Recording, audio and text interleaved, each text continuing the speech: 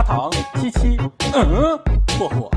朋友们，今天我们来讲讲星铁 1.5 版本新出的3位角色霍霍、银之跟寒鸦的抽取建议。我们先来说一下第一个霍霍，一个非常可爱的虎耳娘。说吧，你跟隔壁砂糖是什么关系？而且呢，还是个奶，还戴个帽子，有点像七七。霍霍呢，它是一个风属性丰饶命途的一位角色。既然是丰饶了，那肯定就是奶嘛。现在我们有几个奶：罗刹、强中强、王中王，技能解控还不好点，恨不得把罗刹一个人掰成2半用。白鹿能复活，就这一个优点了啊。那么霍霍呢，不但可以解控，而且还能回能和加攻，甚至如果说你有超能力的话，还能复活。跟之前这2个奶的定位呢，还是不太一样的。然后我们来说一下霍霍的机制。当霍霍释放小技能触发他的天赋效果之后，只要你的队友到行动回合了，将会直接解控，并且进行回血。你有霍霍在的话，被控的回合将不复存在。然后呢，这个霍霍的大招可以给指定的队友回能，并且呢加攻击，跟平云差不多。所以说霍霍它的功能性还是比较全面的，唯一的缺点呢就是比较耗点，可以和一些不是很费战绩点的队友进行组队。现在这几个奶啊，可以说是各有优势。如果说啊，你现在的生存位还是比较紧张的，只有罗刹没有复选，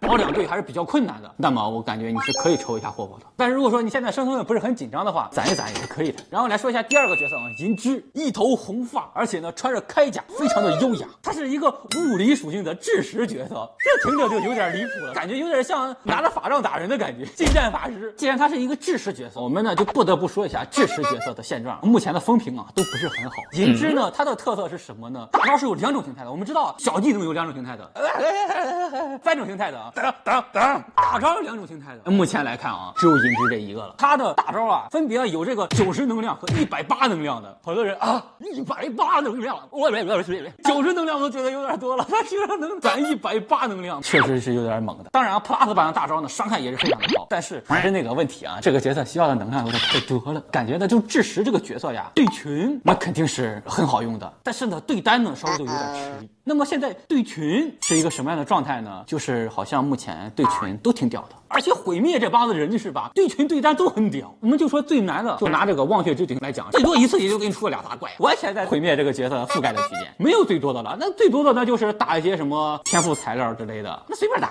反正都是挂机。这个角色啊，我感觉比较抽你叉 P 的话，可以抽一抽。但是如果说你是追求强度的话，我感觉大家可以观望观望。然后呢，就是本次的4星角色寒鸦。你还别说，寒鸦刚出来的时候，我还以为寒鸦是5星的，霍霍是4星，结果霍霍是5星，寒鸦是4星。而且啊，从这个背景设定上来看啊，寒鸦呀，他是狮王司的判官，霍霍他只是见习判官呀。见习判官居然是5星，判官居然是4星，好家伙，经典下课上啊！果然米哈游这个星级设定上永远是自由的。那么寒鸦呢，作为物理同学，一句话总结呢，就是一个可以恢复战绩点的辅助角色。还有个小技能可以给怪物挂上一个标记，只要是挂上这个标记的怪物，在受到2次攻击之后，就可以为我们的队伍恢复1个战绩点。技能的持续时间啊，最多可以恢复3个战绩点。大招呢，则可以给一个队友加攻击和提速，感觉还行吧。大家抽到的话也是可以练一下的。总结一下啊，感觉呢整个 1.5 版本的角色机制上都没有非常特别的地方。如果说你不是一个叉 P 党，目前的这种用着也没啥问题，感觉这个版本可以跳过啊。说实话，1个版本2个限定，大家的压力也是蛮大的，可以攒一攒。那么最后呢，就祝每一个点赞关注的朋友都能一发入魂